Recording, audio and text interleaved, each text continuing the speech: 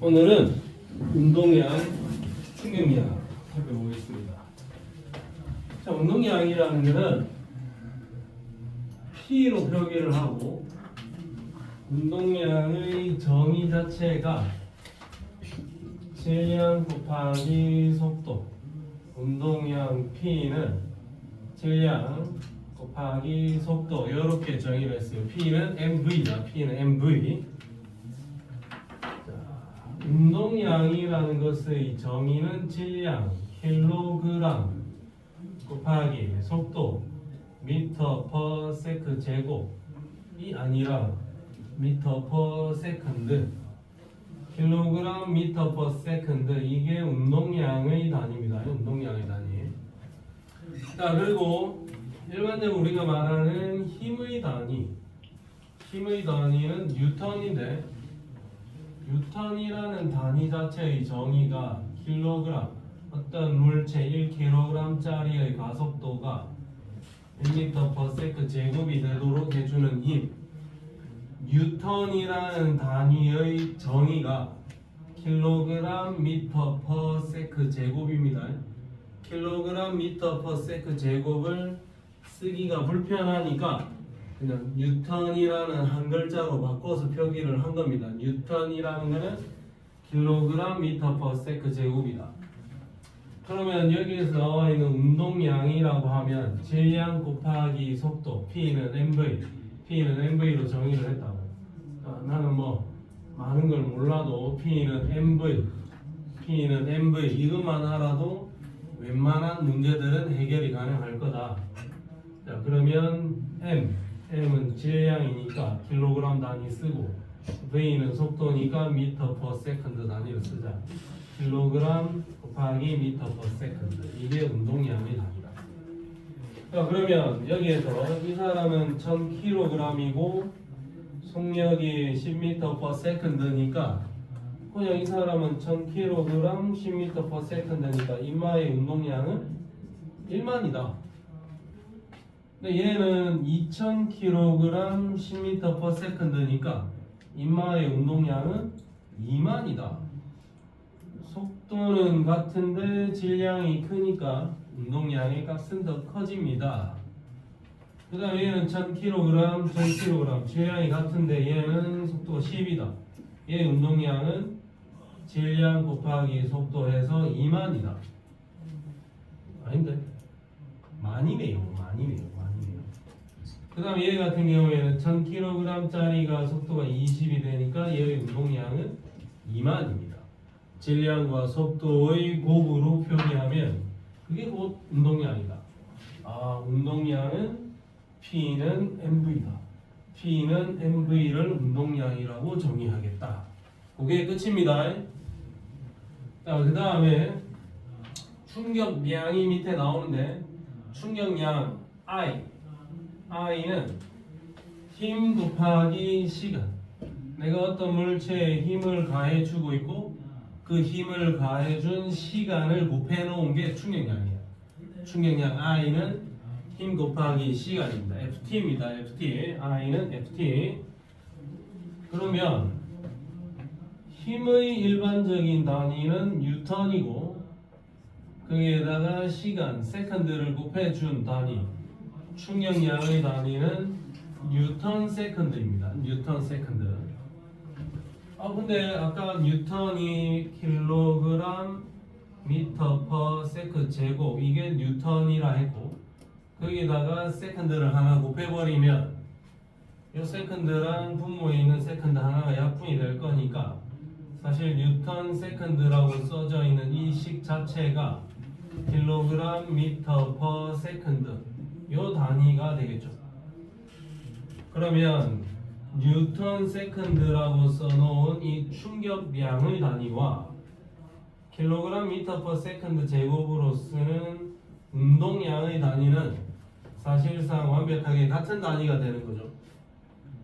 그러면 충격량의 단위와 운동량의 단위는 표기는 조금 차이가 있는데 따지고 보면 완전히 똑같은 단위다. 충격량은 킬로그램 미터 퍼 세컨드로 쓰고 아니 운동량은 킬로그램 미터 퍼 세컨드로 쓰고 충격량은 뉴턴 곱하기 세컨드로 쓰는데 이 두 개가 똑같은 단위다 이거야. 모양은 다르지만. 그러면 운동량과 충격량의 단위가 완벽하게 같기 때문에 운동량이 충격량으로 변환될 수도 있고 충격량이 다른 물체의 운동량으로 전환될 수도 있을 겁니다. 이 운동량과 충격량이라는 게 상호 호환이 가능한 값이다 이거죠. 단위가 똑같기 때문에. 충격량이라는 거는 힘 곱하기 시간으로 표기하겠습니다. 그럼 간단하게 이런 문제 나오면 어떻게 할 거냐? 여기가 힘, 자 여기가 시간. 물론 시간의 단위는 세컨드, 힘의 단위는 뉴턴. 그럼 간단하게 이런 겁니다.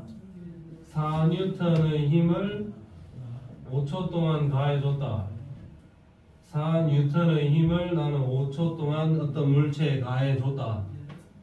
그럼 내가 그 물체에 가해준 충격량 I는 FT, 힘이 몇 뉴턴?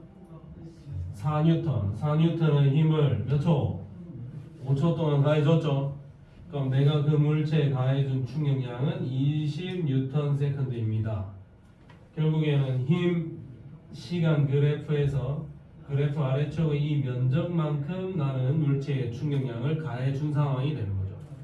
힘, 시간 그래프에서 그래프 아래쪽의 면적이 내가 물체에 가해준 충격량의 값입니다. 그런 정도로 해석이 가능하다라는 거죠. 그럼 별거 아닌 내용입니다. 그러면 그대로 정리를 해주면 되겠네요. 그러면 충격량은 어떤 경우에 커지느냐? 힘의 크기가 클수록 당연히 충격량이 커질 겁니다. 힘이 세면 셀수록. 그 다음에 물체의 작용, 힘이 작용하는 시간. 시간이 길면 길수록 충격량은 커질 겁니다.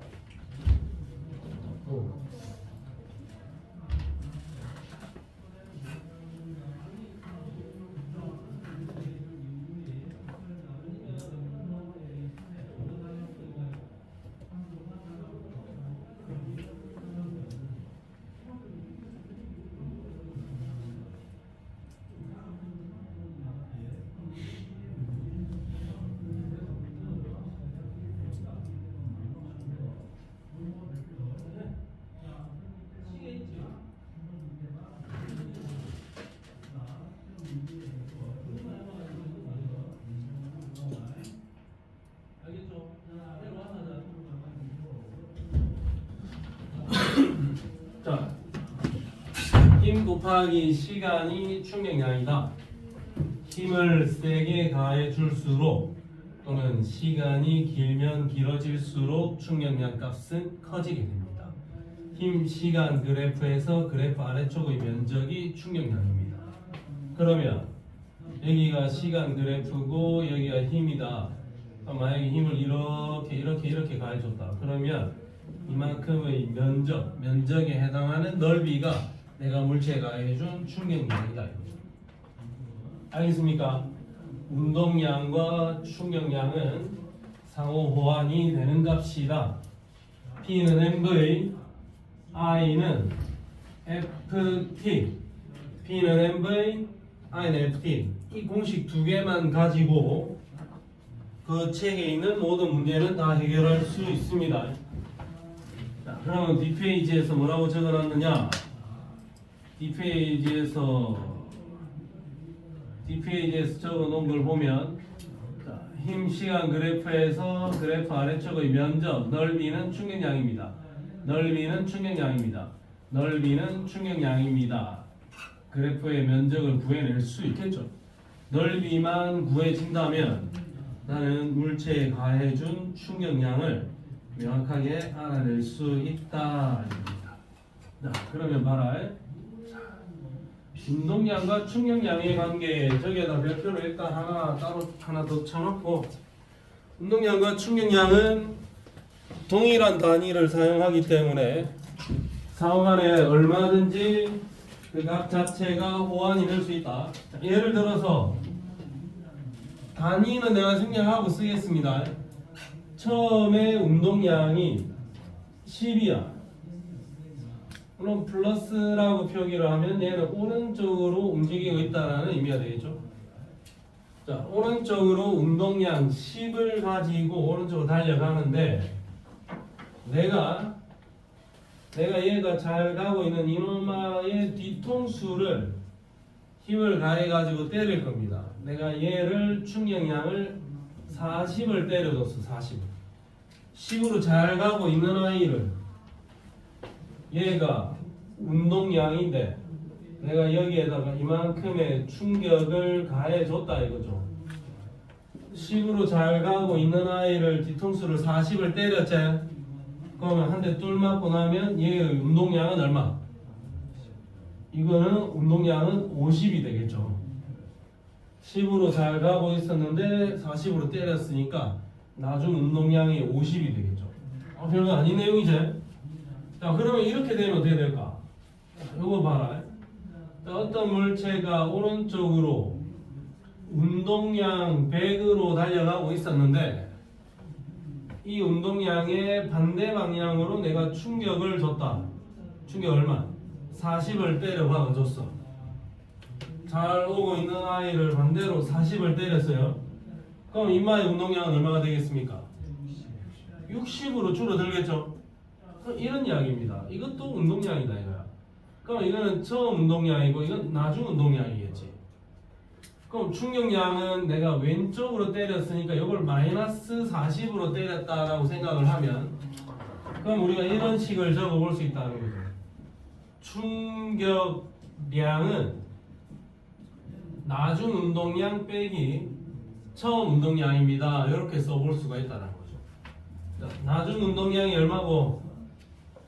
60 빼기 처음 운동량은 100. 60 마이너스 100은 얼마?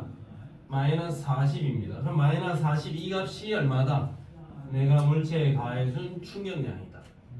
그럼 내가 물체에 가해준 충격량은 나중 운동량 빼기 처음 운동량으로 해주라. 그럼 여기서도 똑같이 적용을 해보면 나중 운동량이 얼마입니까? 50 빼기 처음 운동량은 10. 50 빼기 10은 40이 되는 거죠.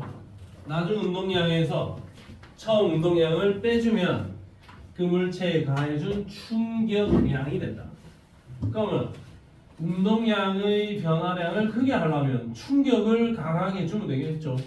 충격을 세게 주려면 힘을 세게 주든지 힘을 크게 해서 때리든지 아니면 힘을 가해준 시간을 길게 하든지 하면 돼요.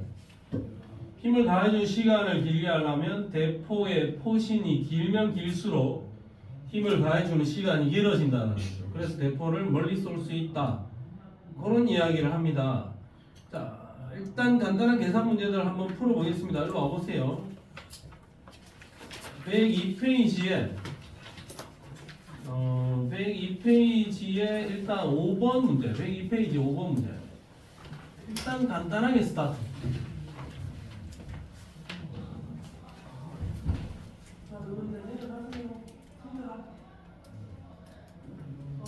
지금 엄마들이 9시 기다리고 있어서 너 가고 싶지만 오늘은 약속된 시간에 9시 기다려. 엄마들이 어떻게 시간을 낼 거예요? 엄마들 누구예요? 자, 출발. 너는 지금 왔어. 이거 내가 그냥 해줄 수 있어. 챙기세요. 챙기세요.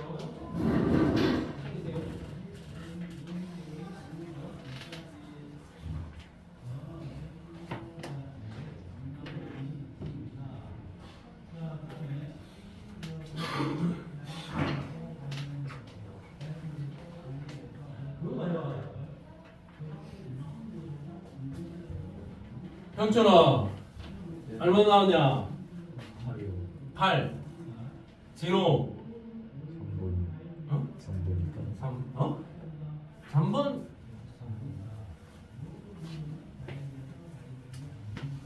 3번이 나왔다.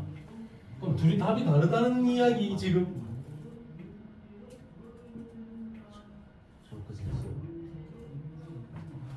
그렇죠. 잘못 계산했을 가능성이 높죠. 이거 야, 이게 삼각형이 넓이잖아. 솔직히 인간적으로. 주의가 몇 번 나왔냐? 4번? 3번. 3번. 자, 지금 이 그래프는 힘 시간 그래프죠.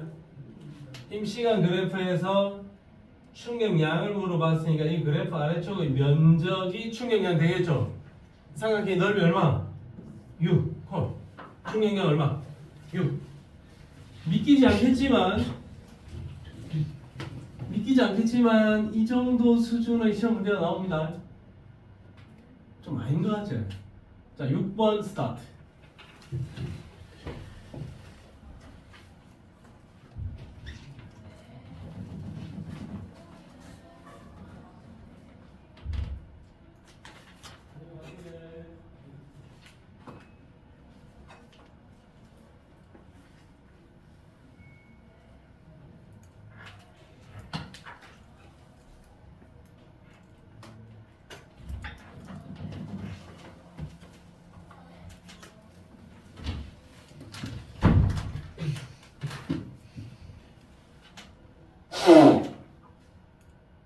아, 쏘리.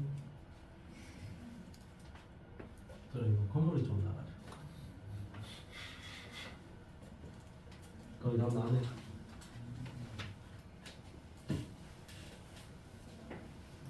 일단 둘이 답이 같다.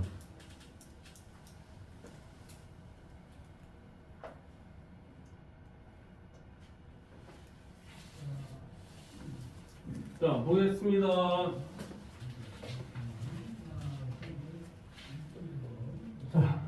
자, 7번. 자, 우리 기준을 확실히 잡읍시다. P는 MV. 공식 하나 기억할 수 있죠? 그 다음에 I는 FT. 공식 하나 기억할 수 있죠? 그리고 뭐 일단은 지금은 초보 단계에서 연습하는 거니까 단위는 생략하면 오른쪽으로 움직이면 플러스, 왼쪽으로 움직이면 마이너스, 이렇게 항상 우리는 기준을 잡겠습니다. 자, 그러면 오른쪽으로 움직이고 있는 공, 질량, 속도, MV, P는 MV, 최초의 얘의 운동량은 얼마입니까? 운동량은 플러스 25제. 제 운동량이 얼마라고? 플러스 25죠. 근데 야를 얼마로 때렸냐? 45의 충격량으로 때렸죠. 근데 운동 방향의 반대 방향으로 때린 거니까, 벽이 때린 거니까 이 충격량은 마이너스 45라고 보면 되겠네. 그러면 얘가 25로 잘 가고 있었는데 45로 맞았으니까 얘가 반대 방향으로 튕겨져 나와야 되겠네요. 튕겨져 나오는 운동량 얼마? 얼마? 마이너스 얼마? 20이라고 봐야 되겠죠. 마이너스 20입니다. 그러면 벽에 맞고 튕겨져 나오는 운동량이 20이야. 운동량이라는 것은 M 곱하기 V죠. MV가 20이야. 근데 인마의 M이 5라고, 질량이 5라고. 그럼 5 곱하기 4가 되면 20이겠죠. 그럼 여기 벽에 뚫 맞고 튀어나올 때의 속력 V는 얼마다? 4m/s로 튀어나올 겁니다. 라고 볼 수가 있는 거죠. 그러면 답은 몇 번? 3번이다. 와우, 쉽네. 와우. P는 MV, I는 FT. 이것만 알면 되지 않을까 라고 내가 한번 생각해 보겠습니다.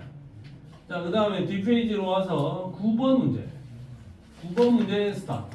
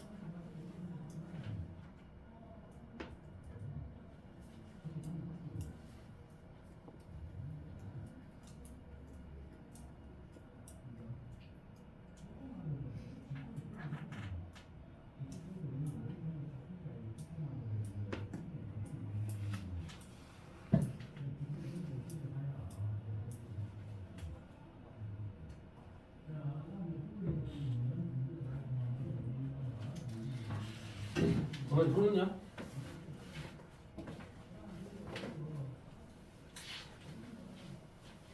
현주이 두 개 다 답 나왔나? 저기요. 아유, 9번에 현주이 몇 번? 2번이라는데? 동원이는? 1번이라는데? 원주이는? 아니 안 나왔고. 성진? 아니 안 나왔나? 무서운데요? 성우야? 아 성우 몇 번? 아직 안 불렀어요. 성우였어? 아 진호 1번 2번 주현 2번. 2번과 1번 되겠는데 윤최 1번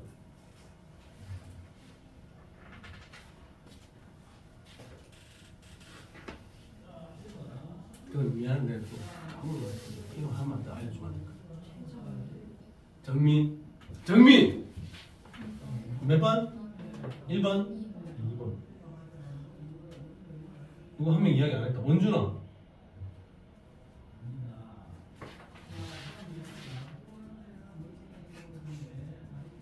자 해봅시다 0에서 뭐 기억만 해결하면 그냥 무조건 결판은 나네요 0에서 2초가 될 때까지 A가 받은 충격량은 2다 이랬습니다 근데 미안하지만 이 그래프는 운동량과 시간의 그래프입니다 자 A는 2초 될 때까지 운동량이 어떻게 되는 운동량 4초 될 때까지 운동량이 어떻게 되노?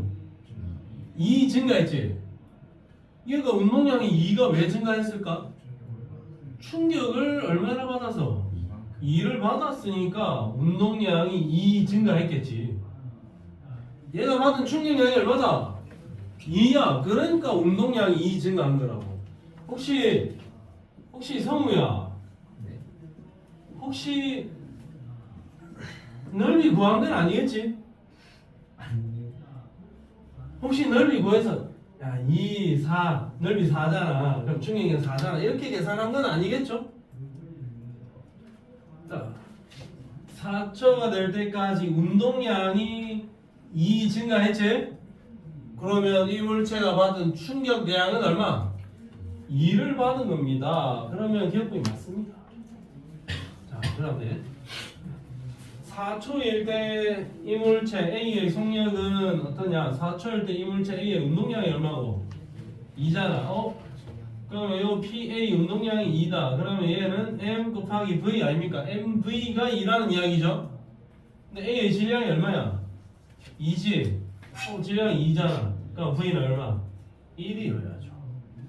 그럼 얘의 속력 V는 1m/s겠네. 0.5m/s가 아닙니다. 위에 보기 틀렸습니다. 자, B에 작용하는 힘은 A에 작용하는 힘보다 크다. B는 운동량이 얼마고? 운동량이 1로 계속 유지가 되고 있죠. 운동량이 변하나 안 변하나? 운동량의 변화가 없는 상황이야. 운동량이 변하지 않는다는 것은 충격량의 값이 얼마다? 0. 그러면 F 곱하기 T가 0이란 이야기죠. 시간은 0이 될 수는 없으니까 F가 얼마다? F가 0이어야 돼. B에는 아예 작용하는 힘이 없습니다. B에는 아예 작용하는 힘이 없는데 B에 작용하는 힘이 A에 작용하는 힘보다 더 커질 이유는 없습니다. 그럼 뒤에 보기 틀렸죠? 정답 몇 번? 1번. 3명이 승. 자, 뒷페이지로 가보자. 또 한 문제 더 풀어봅시다. 105페이지에 1번 문제. 스타트.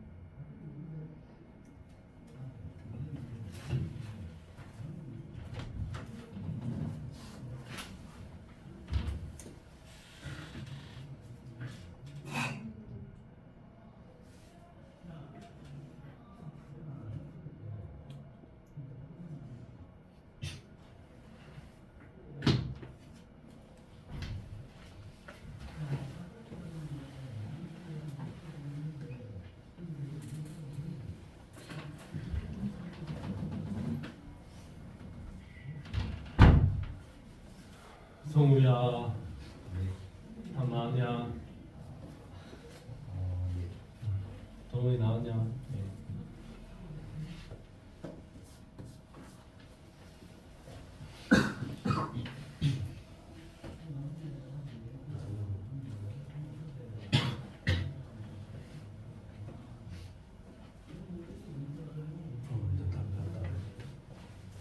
답이 다르다. 저 앞에 친구 2명 나올 걸. 오케이.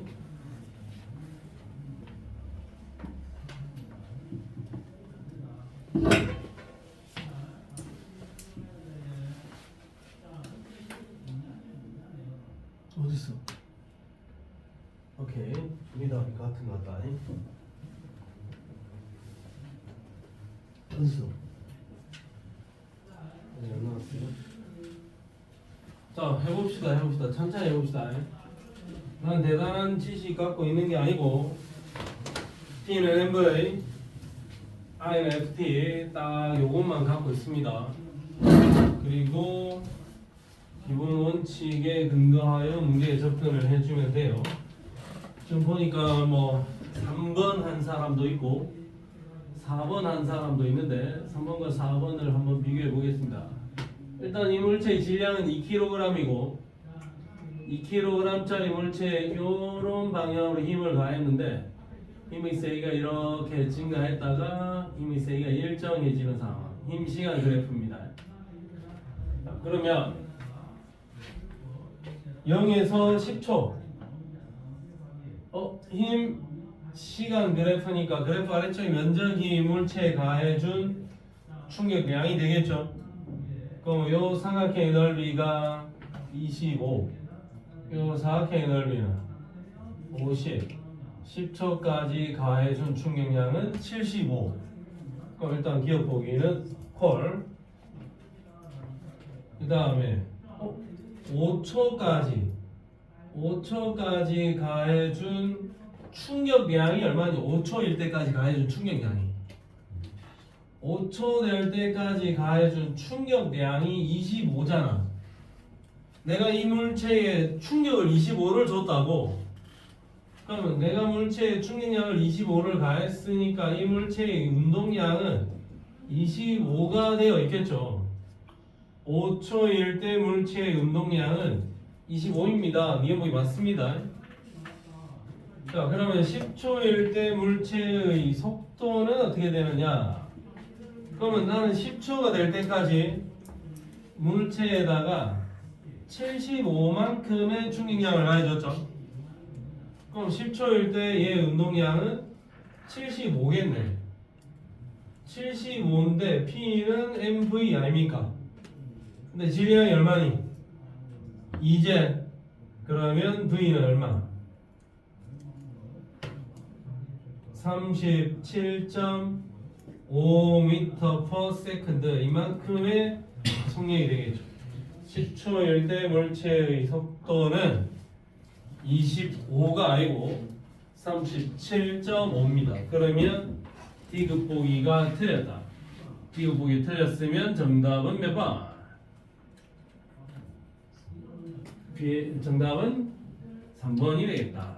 자, 오케이. 자, 다시 앞으로 한번 가봅시다.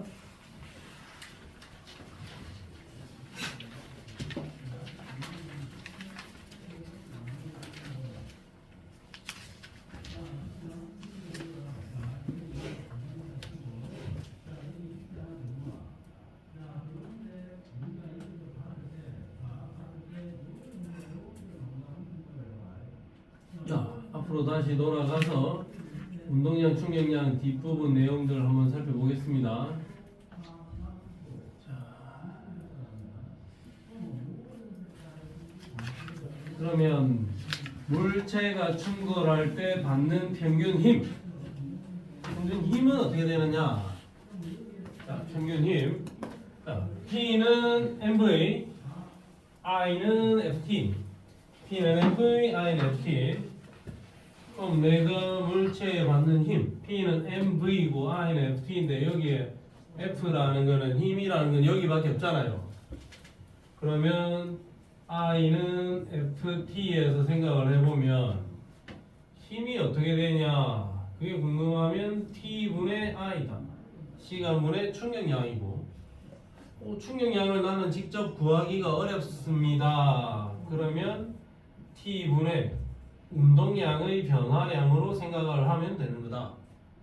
그러면 평균 힘은 시간분의 충격량으로 계산이 되면 T분의 I로 계산을 하고 근데 내가 I가 모르겠다. 충격량을 정확하게 모르겠다. 그러면 시간분의 운동량의 변화량으로 계산을 때리고 그러면 내가 잘 모르겠다. 그러면 T분의 운동량의 변화량 나중 운동량 빼기 처음 운동량 이렇게 해서 계산을 하면 되는 겁니다. 주어진 자료를 보고 문제에 주어진 조건들을 보고 계산을 두드려 주면 된다. 시간분의 델타 MV 운동량의 변화량으로 계산을 해주면 그게 물체에 작용하는 평균 힘이다. 자 그러면 평균 힘이라는 것은 시간분의 충격량 또는 시간분의 운동량의 변화량 이겁니다. 그럼 평균 힘이 어느 경우에 세지느냐? 힘이 커지려면 일단 기본적으로 충돌하는 시간이 짧으면 짧을수록 힘은 세지겠죠. 충돌하는 시간이 짧으면 힘은 세지겠죠. 자, 그 다음에 힘은 언제 세지느냐? 시간이 동일하다라고 보면 충격량이 크면 클수록 힘은 당연히 세지겠죠. 충격량이 크면 힘은 당연히 세지는데 동일한 양의 충격을 받을 때라면 시간이 짧으면 힘이 세지고 시간이 길어지면 힘은 약해집니다. 어차피 나한테 결판이 나 있는 충격량이 정해져 있는 상황이라면 시간이 짧으면 평균 힘은 세지고 충돌하는 시간이 길면 평균 힘은 작아집니다. 충돌을 오랫동안 충돌을 하게 되면 긴 시간 동안 충돌을 하게 되면 힘의 값은 작아진다. 내가 어차피 어떤 일정한 값의 충격량이 정해져 있을 때 충격량이 정해져 있을 때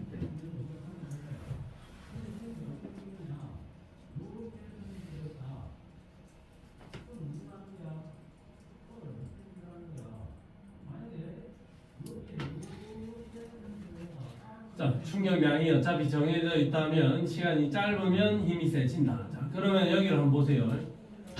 자동차가 어차피 동일한 크기의 자동차 두 대가 동일한 속력으로 달려가고 있었어. 그럼 이 물체의 운동량과 이 물체의 운동량은 어차피 같을 겁니다. 그러면 여기 벽에 가서 부딪힐 건데 부딪히는 충격량도 어차피 같을 수밖에 없겠죠. 내가 이 운동량으로 가고 있었으니까. 그럼 동일한 운동량에 의해서 동일한 크기의 충격량을 받을 건데 얘는 돌벽에 부딪히는 거니까 충돌하는 시간이 짧고 얘는 여기 뭐야 이거 지푸라기에 부딪히는 거니까 충돌하는 시간이 길다. 시간이 짧으니까 힘이 세지고 시간이 기니까 힘이 약해진다. 짧은 시간에 꽝 하고 충돌을 하게 되면 힘의 값이 커지게 되고 힘의 값이 커지다 보니까 자동차가 막 고장이 나고 난리가 난다. 근데 얘는 충돌하는 시간이 길다 보니까 힘의 값이 약해지게 되고 자동차가 별로 고장이 안 났다. 자동차가 망가지지 않았다. 저렇게 해석을 해볼 수가 있는 거죠. 어차피 동일한 크기의 충격량을 받아야 되는 상황이라면 시간이 짧으면 힘이 커지고 시간이 길어지면 힘은 약해질 겁니다. 별다른 이야기 아닌 거죠. 어쨌든 힘을 작게 받으려면 충돌하는 시간이 길어지면 되는 거네. 자, 그럼 똑같은 그림이 요 밑에도 있습니다. 이 그림이 시험 문제에 나올 건데, 자, 이 그림을 보면은 계란을 떨어뜨린다.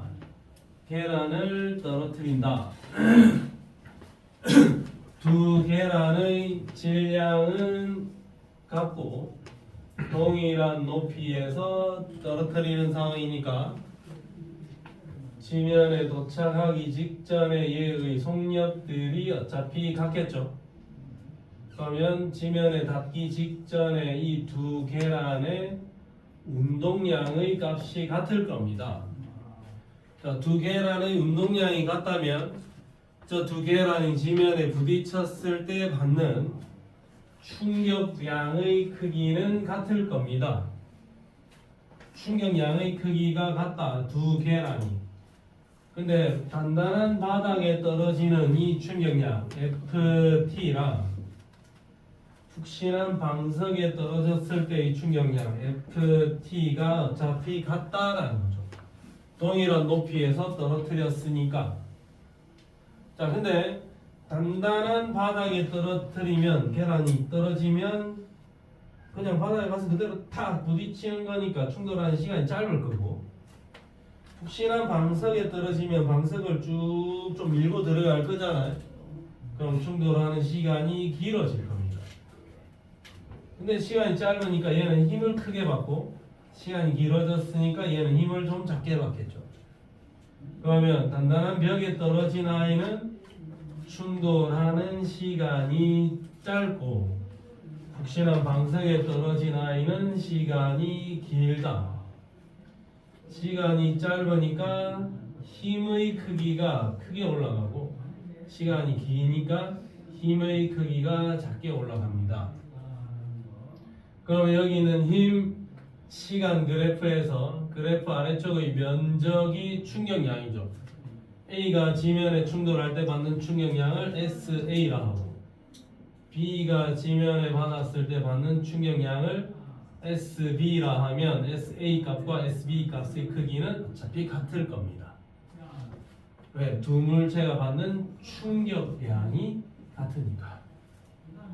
충격량 같은데 시간이 짧으니까 힘이 세지고, 시간이 길어지니까 힘이 약해진다. 힘이 강하게 받으니까 계란이 깨지는 거고, 힘을 약하게 받으니까 계란이 안 깨지는 겁니다.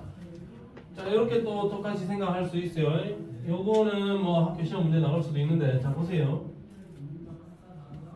조만한 자동차랑 큰 자동차가 정면 충돌을 했다. 두 자동차가 정면 충돌을 빵 합니다. 그러면 이 두 물체가 받는 힘의 크기가 어떻게 되느냐? 자, 내가 이 벽을 100으로 밀면 벽이 안 밀리네. 맞지? 왜 안 밀려? 얘가 질량이 크고 얘가 나를 100으로 밀기 때문에 내가 안 밀리네. 이게 안 밀리는 거죠. 내가 100으로 밀면 얘는 얼마로 민다? 100으로 밀어. 그럼 내가 좀 더 세게 해서 300으로 밀게. 그럼 인마가 나를 얼마로 민다? 300으로 미는 거야. 그러면 두 물체가 정면 충돌을 했다. 그럼 이 물체 크기가 크고 작고가 상관없이 두 물체 사이에 작용하는 힘의 크기는 어떻다? 같다라는 거죠. 작은 자동차랑 큰 자동차랑 충돌을 했을 때 두 물체가 받는 힘의 크기는 어떻다? 같습니다. 두 물체가 정면 충돌을 했죠. 힘을 받는 시간이 어때요? 같다라는 겁니다. 그럼 힘도 같고 시간도 같으니까 FT의 곱인 충격량이 어떻게니? 같다라는 겁니다. 그러면 두 물체에 받는 충격량이 같으니까 운동량의 변화량도 어떻다? 같다라는 거죠. 그럼 여기 MV가 있고 여기가 MV가 있다. MV와 MV의 곱이 같다라는 거죠. 근데 얘는 질량이 작고 얘는 질량이 크다.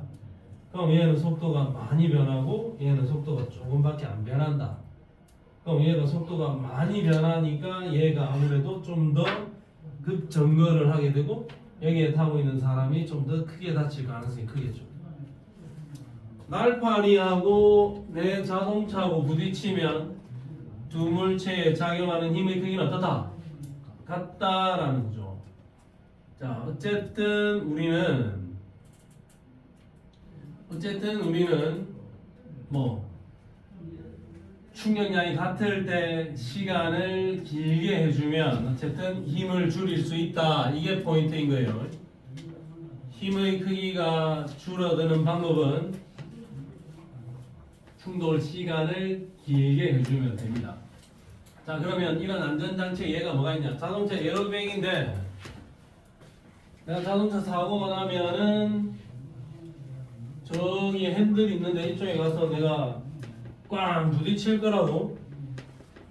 꽝 부딪힐 건데 자동차 에어백이 터지니까 꽝 부딪혀서 쭉 밀고 들어가는 시간이 길어지겠죠? 시간이 길어지니까 힘을 적게 받는다. 자동차 요 앞에 범퍼가 있습니다. 범퍼는 충돌 땅 하게 되면 얘가 아주 쉽게 그냥 주저앉아 버립니다. 박살이 나버립니다. 얘가 박살이 안 나면 안 되는 거예요. 얘는 박살이 나야 돼. 아니 살짝 땅 부딪힌다고 해서 이게 고사지는 자동차를 저렇게 허술하게 만들어놨나, 그게 아니라 충돌을 했을 때 얘네들이 밀려 들어가면서 충돌 시간을 길게 만들어주는 효과가 있는 거예요. 그러면서 힘을 줄이기 위함이야. 자, 내가 자전거에 타서 자전거를 타면 여기서 누르는 힘이 생기겠죠? 스프링에 의해서 내가 누를 때 스프링이 약간 밀면서 충돌 시간을 길게 만들어주는 거죠.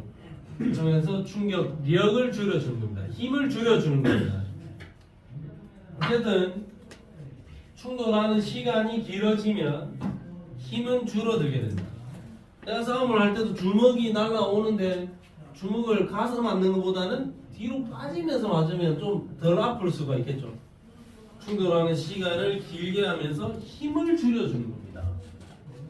뭐 복싱, 요 태권도 할 때도 마찬가지. 자, 이거 뭐 스폰지 호구를 끼고 있잖아요. 어쨌든 발차기를 맞을 때 충돌 시간을 길게 해주고, 다리를 굽히면서 충돌 시간을 길게 해주고, 야구공을 받을 때도 손을 뒤로 빼면서 충돌 시간을 길게 해주고, 스폰지 모서리 보호대 놀이 매트 마찬가지 충돌 시간을 길게 해서 충격력을 줄여주는 겁니다. 되겠습니까? 자, 일단 일로 한번 와봐라. 이제 문제 하나 풀자.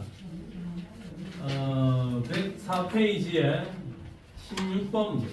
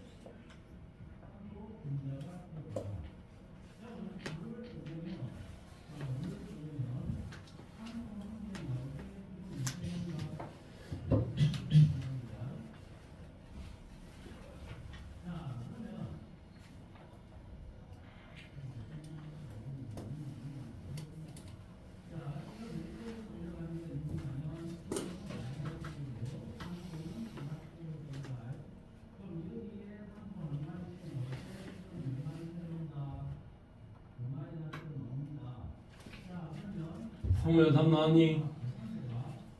네. 정민아, 답 나왔니?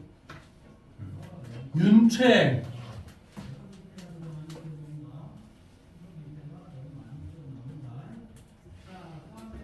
정민 몇 번? 응? 1번 넘버 원. 성우 몇 번? 4번. 네? 4번. 형준. 4번. 딱 안 보겠습니다.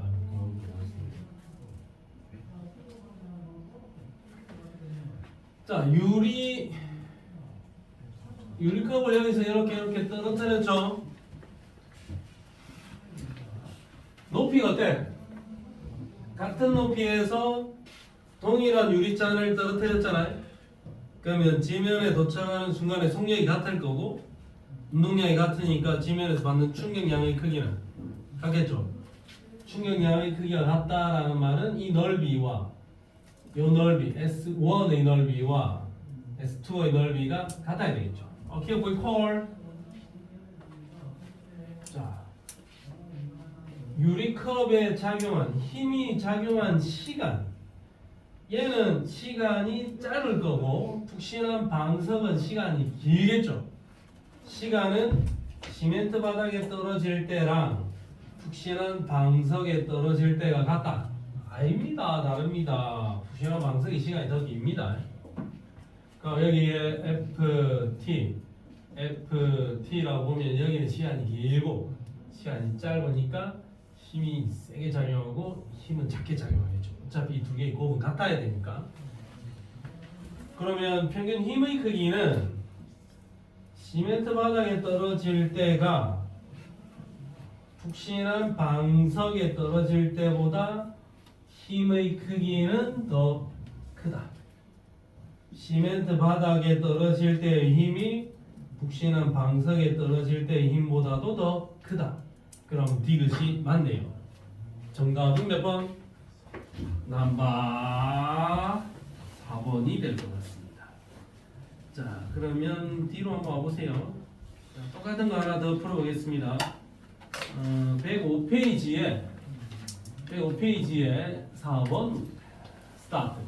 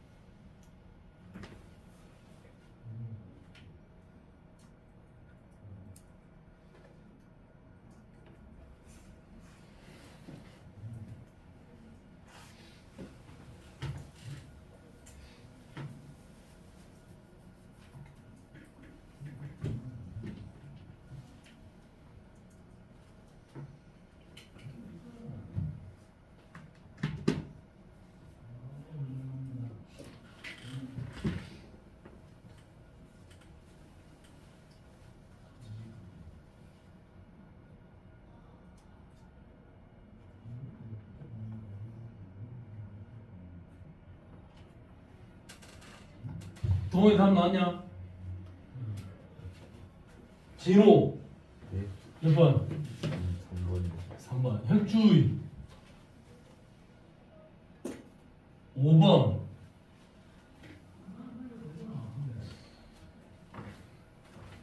성우님은 다르냐? 잠깐만 이건 한번 적어볼까? 진호 몇 번? 혁준이 성우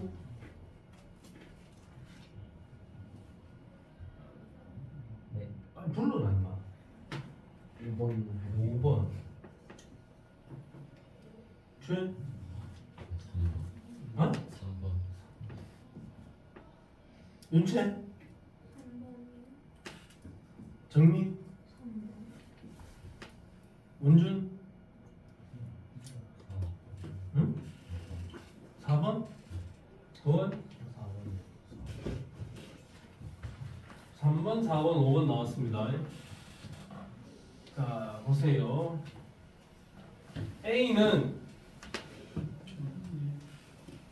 A와 B의 높이는 어때요? 같은 높이에서 떨어졌지? A는 푹신한 방석과 충돌하여 정지했고 B는 단단한 바닥과 충돌하고 나서 반대 방향으로 튀어 올랐다 이렇게 적어놨습니다. 자, 그럼 보세요. 얘하고 얘가 있는데 얘가 지면에 닿기 직전에 운동량을 100이라고 할게. 100.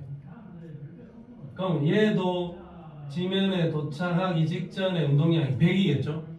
같은 높이에서 떨어졌으니까 성격이 같을 거 아니야. 100 잡아야 되겠나 혁준아?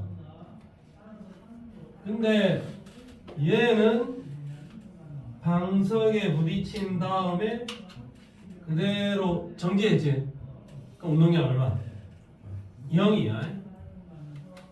근데 얘는 지면에 부딪힌 다음에 반대 방향으로 튕겨 올라갔죠. 그럼 얘는 운동량을 내 맘대로 잡아보죠. 얼마? 마이너스 뭐 한 51 잡을까? 자, 그러면 얘는 운동량이 100이었는데 0이 됐고 100이었는데 마이너스 50이 됐지. 그러면 야는 100이었는데 0이 됐으니까 얼마로 맞았습니까? 충격량 얼마? 100의 충격량을 받은 거고, 얘는 운동량이 100이었는데 반대 방향으로 50으로 튕겨 나갔지. 그럼 얘는 충격량 얼마? 150의 충격을 받은 상황입니다. 인정? 자, 그러면 바닥에 충돌하기 직전 A와 B의 운동량 같다. A와 B의 운동량은 100, 100으로 같습니다. 기억법이 맞아요. 자, A와 B가 받은 충격량의 크기, A가 받은 충격량은 100을 받았고 B가 받은 충격량은 150을 받았습니다. 그래서 니은 보기는 아닙니다. 틀렸습니다. 공 B가 바닥과 충돌한 직후 운동량의 방향은 위쪽으로 튕겨져 올라갔죠. 운동량의 방향은 위쪽이고 충돌 시 받는 힘의 방향, 이 공을 밑으로 내려오는 이 공을 위쪽으로 밀어냈잖아. 힘을 줬잖아. 그러면 충돌 시 받는 힘의 방향은 위쪽이고 충돌한 직후 운동량의 방향도 위쪽인 거죠. 충돌 후 운동량의 방향과 힘의 방향은 같습니다. 그러면 답은 몇 번? 4번이 된다 이거죠. 왜? 동일한 높이에서 떨어졌으니까 충격량이 같다라고 해석을 한 거지. 그러면 뭐 문제를 풀려 보니까 이게 조금 뭐 함정이 있나 보네요. 그러면 요 정도 쉬운 문제 같이 보이지만 문제 중간에 요 정도 함정 하나 곁들이고 있으면 우리가 틀릴 가능성도 있다라는 이야기다. 조심하기 바랍니다. 자, 그러면 뒤에 중단은 정복 문제, 이런 것도 싹 다 풀어가지고 다음 시간에 점검을 하기 바랍니다. 자, 오케이. 물리 파트는 이번 주에 숙제로 진행을 하겠고, 지구 시스템의 에너지와 물질 순환 이 부분 진도 더 나가겠습니다. 1분 50초간 휴식 해야 됩니다. 자, 지구 시스템의 에너지와 물질 순환 이 부분은 전반적으로 또 외워야 되는 부분이고 좀 재미가 없는 부분이긴 합니다. 근데 뭐 전체적인 내용을 봤을 때는 중학교 교육 과정에서도 많이 제시가 되었던 부분이라서 크게 어렵지 않을 수도 있습니다. 자, 태양계는 태양, 행성, 위성, 그다음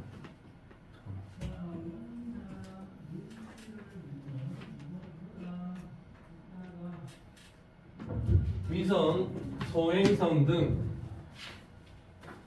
전체의 중력으로 유지되는 역학적 시스템이라 되어 있는데 가장 중심에 있는 아이가 태양이고, 태양은 항성입니다. 항성, 스스로 비춰내는 주계열성이겠죠. 항성인 태양의 주위를 도는 아이들이 행성이고, 행성의 주위를 도는 아이들은 위성이고, 소행성이니까 얘도 태양 주변을 도는데 작은 행성인 건데 모양이 좀 불규칙적으로 생긴 아이들을 소행성이라 합니다. 소행성은 동글동글하게 안 생겼다 이거야. 좀 울퉁불퉁한 돌멩이나 바위 같이 생겼습니다. 태양을 구성하는 인마들의 모임을 태양계라 합니다. 자, 그 다음에 지구 시스템의 구성 요소와 특징, 직권.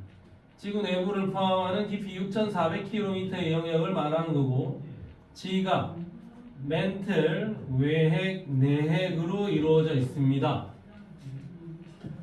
외핵, 내핵으로 이루어져 있습니다. 자, 지각은 대륙 지각과 해양 지각으로 구분하는데, 대륙 지각의 밀도는 한 2.7 정도 되고, 해양 지각의 밀도는 한 3.0 정도 되고, 대륙 지각은 주로 화강암질 암석으로 되어 있고, 해양 지각은 주로 현무암질 암석으로 되어 있습니다. 대륙 지각보다는 해양 지각의 밀도가 좀 더 크다. 그래서 만약에 대륙 지각과 해양 지각이 만나면 밑으로 깔리는 놈 누구다? 밀도가 큰 해양 지각이 밑으로 파고 들어간다. 대륙 지각보다는 해양 지각의 밀도가 더 크다. 멘틀의 밀도는 3.3 정도 됩니다. 대륙 지각이나 해양 지각보다도 멘틀의 밀도가 더 크다. 대륙 지각은 2.7, 해양 지각은 3.0. 주로 규산염 물질로 이루어져 있다. 규소와 산소로 이루어져 있고, 당연히 고체 상태다. 지각 아래쪽에 있는 게 멘틀인데 전체 부피의 약 80%를 차지하고 있다. 상태는 당연히 고체인데 유동성이 살짝 있습니다. 외핵과 내핵. 외핵은 액체 상태, 내핵은 고체 상태인 것으로 추정. 외핵과 내핵을 구성하는 주요 성분은 철과 니켈. 근데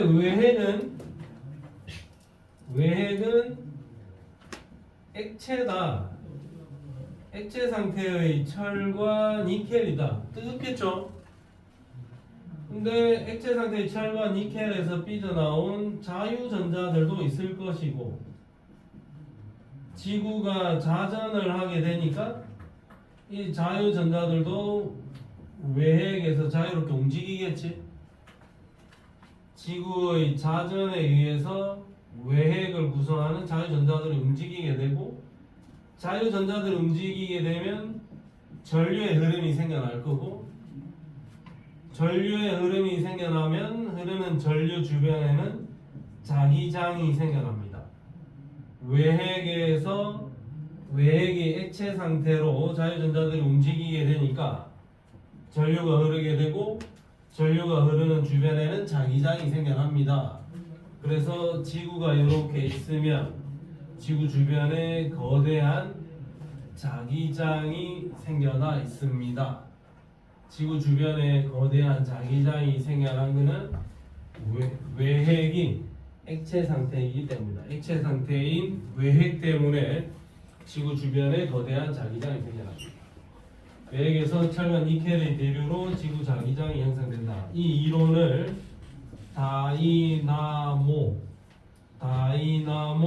이론이라고 부릅니다. 다이나모 이론. 실제 교육과정상의 교과서에서도 적혀 있기는 한데,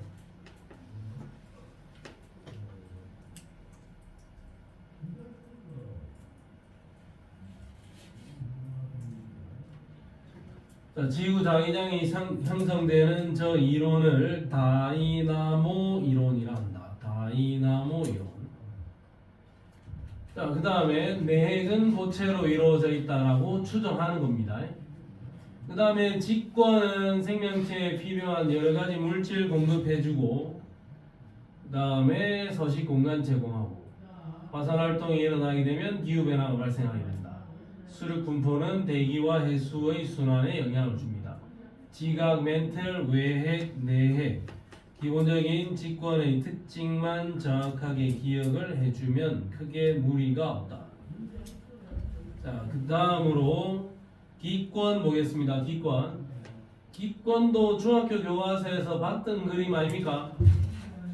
대륙권, 성층권, 중간권, 열권 이렇게 기권이 나눠져 있습니다. 자, 기권이라 하면 기권이라 하면은 지표에서부터 어디까지 1000km 높이까지를 기권이란다. 동명고 지원한 사람들은 저 1000km, 2.7, 3.0, 3.3 뭐 이런 숫자들 하나하나 디테일하게 나중에 다 외워야 됩니다. 좀 지구학생이 그 숫자를 억수 좋아했었습니다. 항상 그 좀 동명고 통합과학이 약간 좀 찌질하게 나오는데 점수 배점이 좀 큰 경우가 있어요. 어떤 찌질한 단어 하나를 쓰냐 못 쓰냐에 따라서 6점이 날아가는 그런 경우가 생겨나니까 신중하게 디테일하게 잘 정리를 해줘야 됩니다. 자, 대륙권 높이 올라갈수록 기온이 낮아진다. 대륙권 기온이 낮아집니다. 자, 기온이 낮아지니까 위에는 차가운 공기, 아래쪽에는 따뜻한 공기, 찬 공기는 밑으로 내려올 거고 따뜻한 공기는 위로 올라갈 거니까 공기의 순환이 일어나겠네요. 대류가 일어납니다. 그 다음에 기상현상도 일어납니다. 대류가 일어나니까 불안정한 층입니다. 더 위로 올라가면 기온이 이렇게 높아집니다. 기온이 높아지는데 기온이 높아진다는 것은 위쪽에 따뜻한 공기가 있고 아래쪽에 차가운 공기가 있으니까 찬 공기는 밑에 가만히 있고 따뜻한 공기는 위에 그냥 가만히 있으면 됩니다. 대륙권은 상당히 안정한 층입니다. 그리고 대륙권에 오존층이 있습니다. 오존층 O3입니다. O3 오존층이 대륙권에 있습니다. 자, 여기서는 기온이 이렇게 올라가는 이유가 뭐냐면 올라가는 이유는 오존층에서 자외선을 흡수하기 때문에 성층권에서 기온이 이렇게 올라갑니다. 저기는 오존층에서 태양 복사 에너지 중에 자외선을 흡수하기 때문에 성층권에서는 위로 올라갈수록 기온이 높아집니다. 기온이 높아집니다. 위로 올라갈수록 기온이 높아집니다.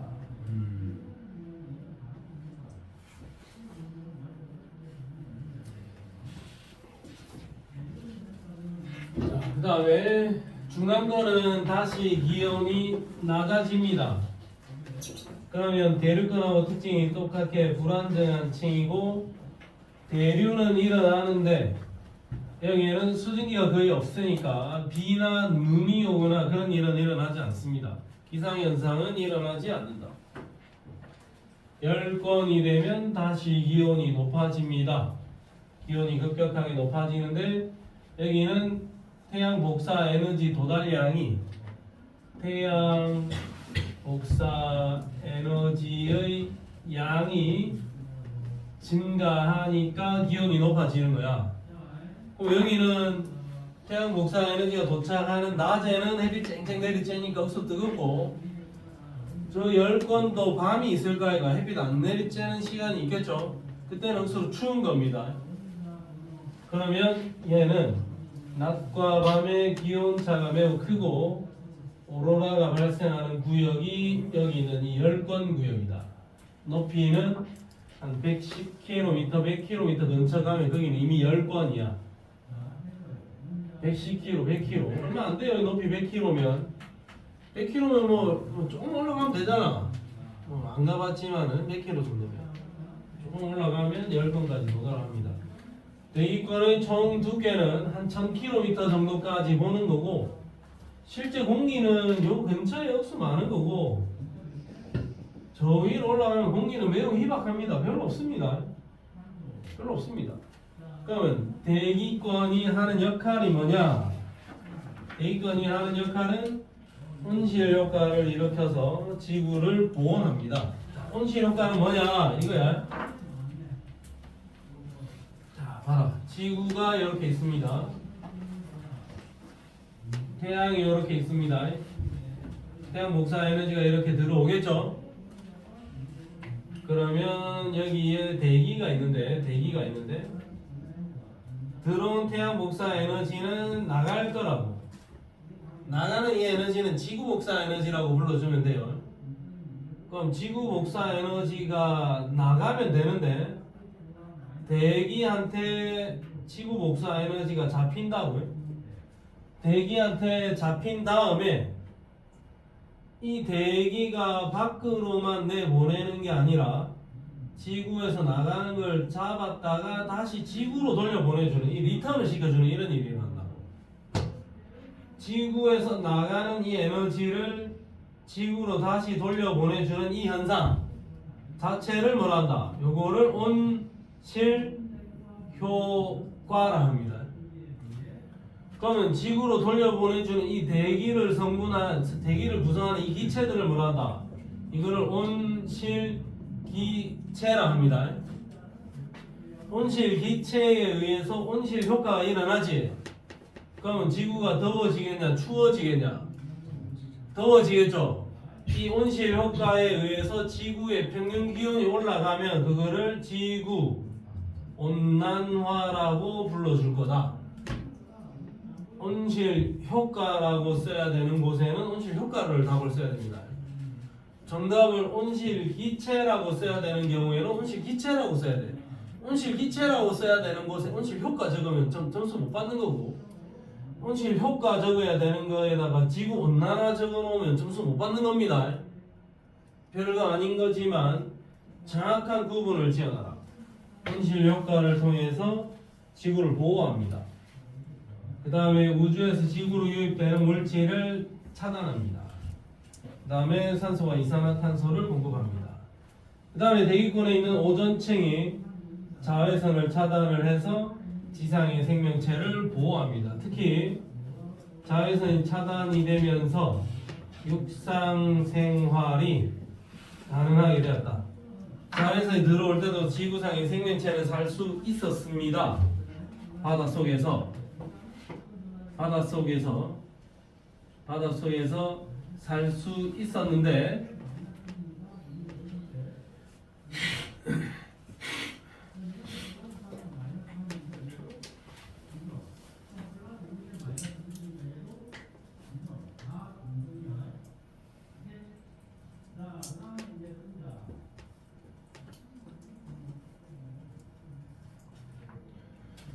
바닷속에서 살 수 있었다.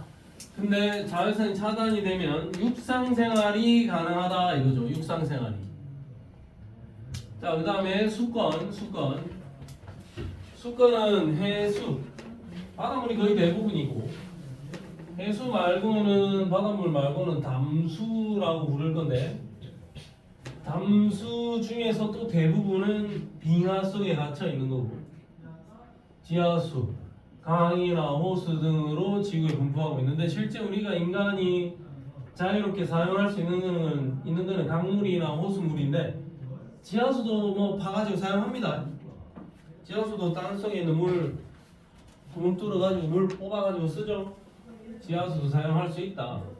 그럼 여기에 나와 있는 이 물은 바닷물이다 이겁니다. 바닷물.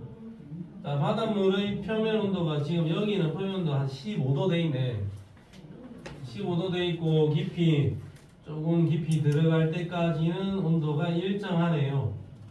이 층을 혼합층이라 합니다. 뭐 수온은 상당히 높을 겁니다. 왜냐하면 햇빛 받는 곳이니까 위쪽이. 그 다음에 바람이 막 부니까 물이 막 섞여가지고 온도는 거의 일정하겠죠. 온도 같겠지? 그럼 바람이 세기가 강하면 강할수록 혼합층의 두께는 더 두꺼워집니다. 바람 우수 세게 불면 이만큼까지 혼합층이 될 수도 있는 거겠죠. 이게 혼합층이 이 정도인데 어떤 동네는 혼합층이 이 정도 깊이까지도 될 수 있다라는 이야기입니다. 자, 그 다음에 혼합층을 뚫고 내려오면 그 밑에 있는 바닷물은 온도가 급격히 차가워진다. 왜 차가워지느냐? 햇빛이 도착을 안 하니까 차가워지겠죠. 차가워지는 이유는 태양 복사 에너지량이 감소하기 때문인 거죠. 깊이 들어갈수록.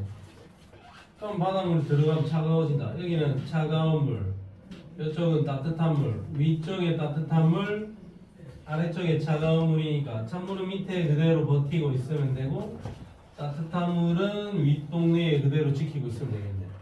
따신물은 위에, 찬물은 밑에. 그럼 얘는 굳이 뭐 열심히 움직이고 있을 필요가 없는 거죠. 매우 안전한 층이다. 물이 꼼짝을 안 하고 가만히 있다 이겁니다.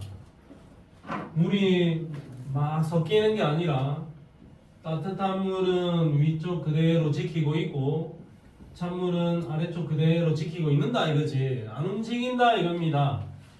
그래서 위쪽과 아래쪽의 물질이나 에너지의 교환이 차단됩니다. 안 움직인다.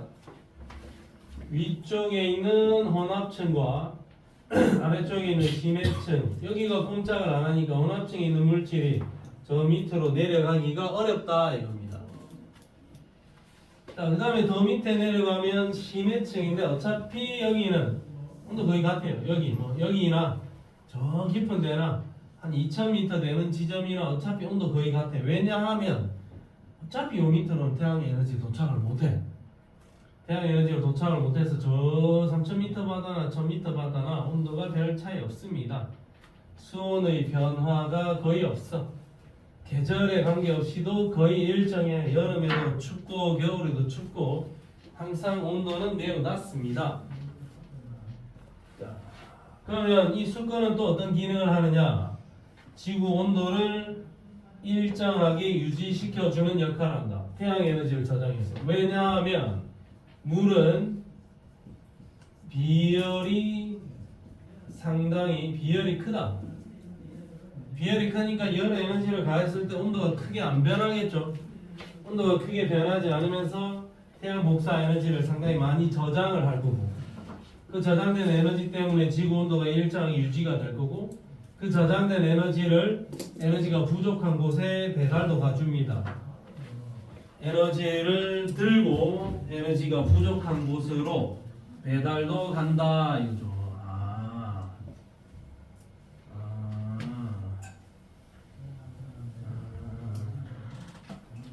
그렇군. 자, 생물권은 직권, 기권, 수권에 걸쳐서 모두 분포하고 있고 외권이라 하면은 기권 바깥쪽에 있는 우주 공간, 태양, 달, 별, 은하 이런 것들이 모두 다 외권입니다. 그렇구나. 자, 그럼 저 뒤로 가서 문제 한 2개 풀어보고 마무리를 짓도록 하겠습니다. 오늘 어차피 설명은 다 못하는 거야 여기는. 자, 그러면 너무 쉽네. 이 정도 쉬운 수준이네. 117쪽의 2번 문제 스타트. 지각, 멘틀, 외핵, 내핵입니다.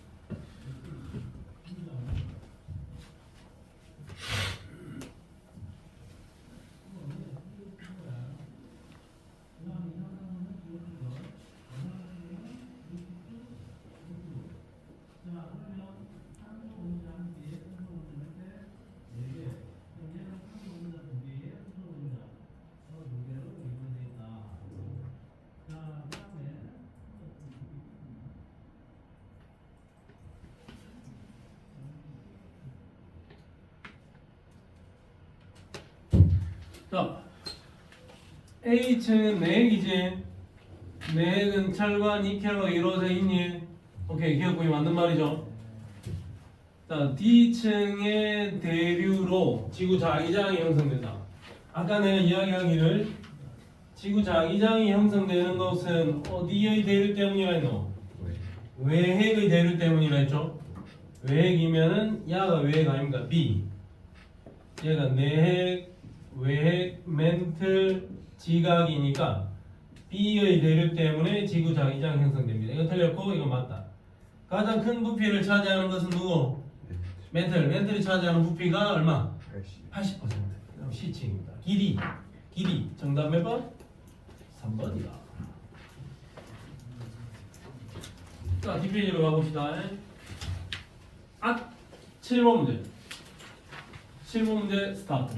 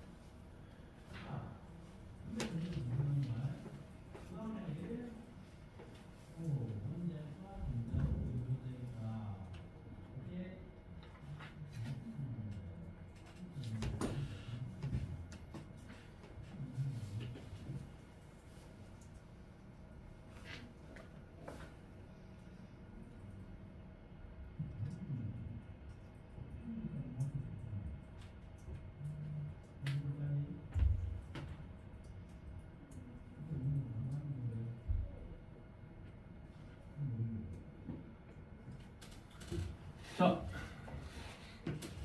정민아 몇 번? 3번. 자, A층은 혼합층이죠.